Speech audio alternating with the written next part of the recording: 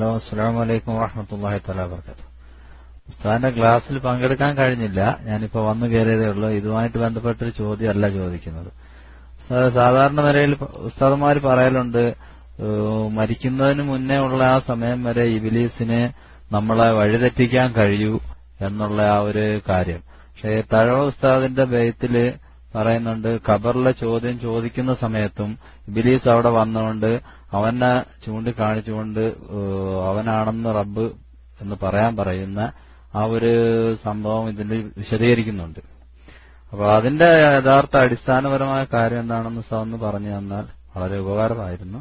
അസ്സലാമു അലൈക്കും വറഹ്മത്തുള്ളാഹി തആല വബറകാതുഹു. നമ്മളെ വിഷയമായിട്ടൊന്നും ബന്ധമുള്ള എല്ലാവരും പഠിക്കേണ്ട വിഷയം തന്നെയാണ്. വിഷയത്തിന് പ്രത്യേകിച്ച് ബന്ധമൊന്നുമില്ല. അതായത് ദുന്യാവിൽ നിന്ന് റൂഹ് പിരിയുന്നത് വരെയാണ് തക്ലീഫ് എന്ന് പറയുന്ന ഇസ്ലാമിന്റെ വിധിവിലക്കുകൾ ബാധകമാവുന്ന സമയം. അവിടെ നിന്ന് അങ്ങോട്ട് പിന്നെ വിധിവിലക്കുകൾ ബാധകമല്ല. എങ്കിലും ഖബറ് പരീക്ഷണത്തിന്റെ ലോകമാണ്. നമ്മൾ 5 വക്ത് നിസ്കാരത്തിലും തഹിയ്യാത്ത് ഓതുന്ന സമയത്തും ഫിത്നത്തിൽ മഹ്യാ വൽ മമാതി വമിൻ ഫിത്നത്തിൽ മസീഹ് ദജ്ജാൽ എന്ന് പറയുന്നതിന് മുമ്പ് അല്ലാഹുമ്മ ഇന്നി അഊദുക മിൻ അദാബിൽ ഖബരി വഫിത്നതിഹി വഅദാബിന്നാർ എന്ന് മയ്യിത്ത് നിസ്കാരത്തിൽ നമ്മൾ ദുആ ചെയ്യുന്നുണ്ട്. വഫിത്നതിഹി വഅദാബിന്നാർ, ഖബറിലെ ശിക്ഷയെ തൊട്ടും ഖബറിലെ ഫിത്നയെ തൊട്ടുന്ന ഫിത്ന എന്ന് പറഞ്ഞാൽ പരീക്ഷണം. അപ്പൊ ഈ പരീക്ഷണം അവിടെ നടക്കുന്നുണ്ട്. തക്ലീഫിന്റെ ലോകമല്ലെങ്കിലും പരീക്ഷണത്തിന്റെ ലോകമാണ്. അപ്പോ ഈമാനിൽ ദുനിയാവിൽ ജീവിച്ചിരുന്ന സമയത്ത് ഈമാനിൽ എന്തെങ്കിലും സംശയം ബാധിച്ച വ്യക്തിയാണെങ്കിൽ ഇത്തരം പരീക്ഷണഘട്ടത്തിൽ ഇടർച്ച പറ്റുകയും ഈമാൻ നഷ്ടപ്പെടുകയും ചെയ്യും. അല്ലാഹു തആല കാക്കുമാറാകട്ടെ. അപ്പോ മരിച്ചതിന് ശേഷം പിന്നെ തക്ലീഫില്ല എന്ന് പറഞ്ഞപ്പോ മോമിനായി മരിച്ച മനുഷ്യൻ പിന്നെ എങ്ങനെ കാഫറായി എന്ന് സംശയം ചോദിക്കേണ്ട. അതിനാ പറഞ്ഞത് നേരത്തെ തന്നെ ഈമാനിന്റെ എന്തോ വിഷയത്തിൽ, ഈമാനികമായ എന്തോ ഒരു വിഷയത്തിൽ സംശയം ബാധിച്ച ഒരു വ്യക്തിയാണ്. ആ സംശയത്തോടു കൂടിയാണ് ഇദ്ദേഹം മരിക്കുന്നത്. പലപ്പോഴും അങ്ങനത്തെ ആളുകൾ മരിക്കുന്ന സമയത്ത് തന്നെ ഈമാനൂരപ്പെടും.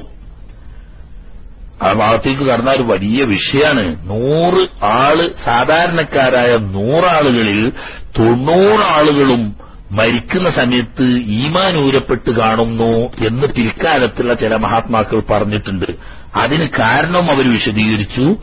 ഈമാനിൽ ദൃഢമായ വിശ്വാസമില്ലാതെ ഇന്നത്തെ പോലെ കുറെ മുജാഹിദിന്റെ, ജമാഅത്തിന്റെ, കുറെ തബ്ലീഗുകാരന്റെ, കുറെ അഹ്ലെ ഖുർആനിന്റെ, കുറെ അഹ്ലെ ഹദീസിന്റെ എല്ലാം വായിക്കും, എല്ലാം കേൾക്കും, എല്ലാത്തിനും പോവും.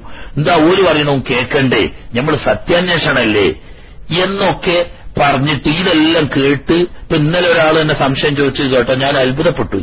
അതായത് മുമ്പൊക്കെ അള്ളാഹുവിനെ ഭയപ്പെട്ടുകൊണ്ട് നിസ്കരിക്കുമായിരുന്നു. ഇപ്പം അറസിന്റെ മുകളിൽ ഇരിക്കുകയാണ് അള്ളാഹു തആല, പിന്നെ ഇടയ്ക്ക് ഇറങ്ങി വരും എന്നൊക്കെയുള്ള പ്രസംഗം കേട്ടപ്പോ ഇയാൾക്ക് ആകെ കൺഫ്യൂഷനായി. ഇപ്പൊ അറസിമേൽ ഇരിക്കണ അള്ളാഹ്ക്കാണോ നിസ്കരിക്കുക, എങ്കിൽ ആ അള്ളാന്റെ കോല എങ്ങനെയാണ് എന്നൊക്കെ പാടെ ഇയാൾക്ക് തശ്വീഷ് എന്ന് പറഞ്ഞു. ഇസ്ലാമിൽ ഈമാൻ ഊരപ്പെടാൻ വേറെ എവിടെയും പോണ്ട, മരിക്കുന്നതിന് മുമ്പ് ഈമാൻ ഊരപ്പെട്ട് കാഫറായി മരിക്കുന്ന അവസ്ഥയിൽ അല്ലാഹു തആല കാത്തുരക്ഷിക്കുമാറാകട്ടെ. അപ്പൊ ഈമാനിയായ ഏതെങ്കിലും ഒരു വിഷയത്തിൽ സംശയം കയറിക്കഴിഞ്ഞാൽ അത് ദൂരീകരിച്ച് ദൃഢവിശ്വാസമുണ്ടാക്കൽ ബാധ്യതയാണ്. അത്തരം സംശയങ്ങൾ ഉണ്ടാകുന്ന സ്ഥലത്തേക്ക് ശ്രദ്ധിക്കാതിരിക്കുകയാണ് വേണ്ടത്. ബഹുമാനപ്പെട്ട ബിശ്റുൽ മുഹാസിബി റളിയല്ലാഹു തആല അൻഹു വലിയ സൂഫി വര്യനും പണ്ഡിതനുമാണ്. അദ്ദേഹം ഇമാം അഹ്മദ് റളിയല്ലാഹു തആല അൻഹുവിന്റെ കാലക്കാരനാണ്.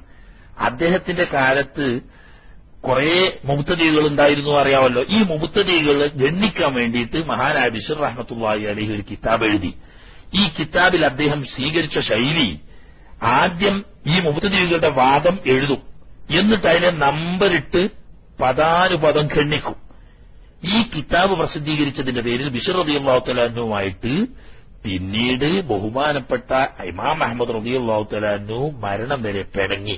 അതിന് കാരണം അദ്ദേഹം പറഞ്ഞു, ഞാൻ സദുദ്ദേശത്തോടു കൂടി ജനങ്ങൾ അഹ്ലുസുന്നത്ത് വൽ ജമാഅത്തിന്റെ അഖീദ പയച്ചു പോകരുത്, മുബ്തദികളുടെ വാദം ത്തിൽ പെട്ടുപോകരുത് എന്ന നിലക്ക് അതിന് മറുപടി പറഞ്ഞിട്ടല്ലേ ഞാൻ എന്ത് തെറ്റാ ചെയ്തത് എന്ന് ചോദിച്ചപ്പോ ഇമാം അഹ്മദ് റളിയല്ലാഹു തആല അൻഹു പറഞ്ഞു, നിങ്ങള് ബിശ്റുൽ മുഹാസിബി, ബിശ്റുൽ ഹാഫി അല്ലല്ലോ, ബിശ്റുൽ ഹാഫി അല്ല, അത് വേറെ. ബിശ്റുൽ ഹാഫി റളിയല്ലാഹു തആല അത് വേറെ, ബിശ്റുൽ മുഹാസിബി അത് വേറെ, രണ്ടും ഒരാളല്ല. ആട്ടെ, ഇദ്ദേഹം നല്ല ഒരു യോഗ്യനായ പണ്ഡിതനും നല്ല സ്വാലിഹ്യങ്ങളിൽപ്പെട്ട സുന്നിയുമാണ്. പക്ഷെ അദ്ദേഹം ചെയ്തത് നല്ല പണിയാണ്, ഇന്നത്തെ കാലത്തൊക്കെ ചെയ്യേണ്ട പണിയാണ്. പക്ഷെ ആദ്യം എന്തു ചെയ്തിരുന്നു? തുടക്കത്തിൽ ഇവരുടെ വാദം കൃത്യമായി പറയും, എന്നിട്ട് അതിനെ നമ്പറിട്ട് ഗണ്ണിക്കും. ഇമാം അഹ്മദ് റളിയല്ലാഹു അൻഹു പറഞ്ഞു, നിങ്ങൾ നല്ല ഉദ്ദേശത്തോടു കൂടി തന്നെ ചെയ്ത്, പക്ഷെ ഇത് കേസുണ്ട്. നിങ്ങൾ ആദ്യം ചെയ്യുന്നത് മുബ്തദിഈങ്ങളുടെ വാദം പറയാൻ. കൃത്യമായി നിങ്ങൾ ആ വാദം പറയുന്നത് ഇതാണ് ഒരു ആള് ആദ്യം കേൾക്കുന്നത്. അത് അയാളുടെ മനസ്സിൽ സ്ഥാനം പിടിച്ചു കഴിഞ്ഞു. പിന്നെ നിങ്ങൾ മറുപടി പറയുമ്പോൾ അയാളുടെ മനസ്സിൽ അത് ബോധ്യപ്പെട്ടില്ലെങ്കിലോ? ചിലപ്പോൾ ചില മറുപടി ബോധ്യം വരാതെക്കുമല്ലോ.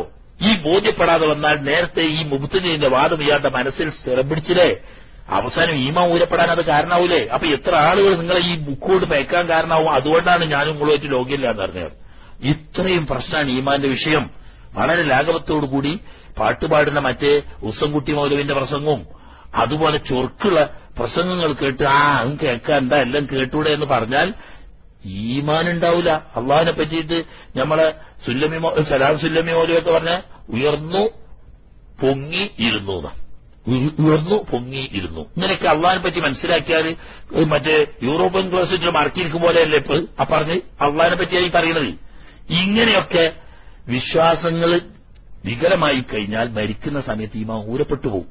ചിലരുടേത് മരിക്കുന്ന സമയത്ത് ഊരപ്പെട്ടിട്ടില്ലെങ്കിൽ ഈ ഖബറിലുള്ള ഫിത്ന, അതാ ഫിത്നത്തുൽ ഖബർ എന്ന് പറയുന്നത്, ഫിത്ന അവിടത്തെ ചോദ്യം ചെയ്യുന്ന സമയത്ത് ഈമാൻ ഊരപ്പെടും. അപ്പൊ അതിൽ പെട്ടതാണ് തക്ലീഫിന്റെ ലോകമല്ലെങ്കിലും ഖബർ ഇംതിഹാനിന്റെ അഥവാ ഇബ്തിലാഇന്റെ ഫിത്നയുടെ ലോകമാണ്. ഈമാനിൽ അഹ്ലുസുന്നത്ത് വൽ ജമാഅത്തിന് വിശ്വാസത്തിൽ ദൃഢമായി ഉറപ്പില്ലെങ്കിൽ ഈമാൻ ഊരപ്പെടാൻ സാധ്യതയുണ്ട്. അല്ലാഹു തആല സലാമത്താക്കുമാറാകട്ടെ. ഓക്കെ,